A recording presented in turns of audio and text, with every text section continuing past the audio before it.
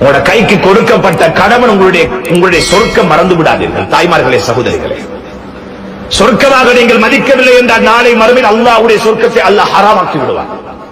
எத்தனையோ பெண்கள் சொர்க்கம், ஆகிராவுடைய சொர்க்கம் ஹராமான நிலைமையில் உலகத்தில் வாழ்ந்து கொண்டிருக்கிறார்கள். அவர்கள் யார்? கணவனை துன்புறுத்தி வாழும் மனைவி. கணவன் தாரது அல்ஹம்துலில்லாஹ், ஜஸாக்கல்லாஹ் சொல்லுங்க, நன்றி உள்ள பெண்ணாக வாழ்க. நரகத்திலே பெண்களை காண்பதற்கு ஒரு காரணம் சொன்னார்கள், லா தஷ்குர் லி ஜௌஜிஹா, கணவனுக்கு அவள் ஷுக்ர் செய்யல, ஜஸாக்கல்லாஹ் சொல்லல, நன்றி செலுத்தல்ல.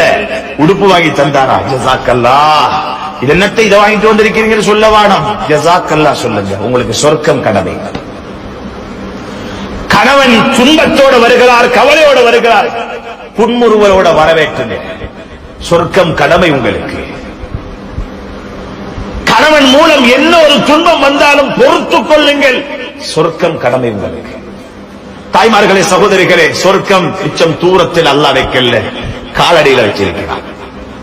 ஒவ்வொரு ஆணுக்கும் சொர்க்கம், தாய் தந்தை ஒவ்வொரு பெண்ணுக்கும் சொர்க்கம், அவளை கைப்பிடித்த கணவன்.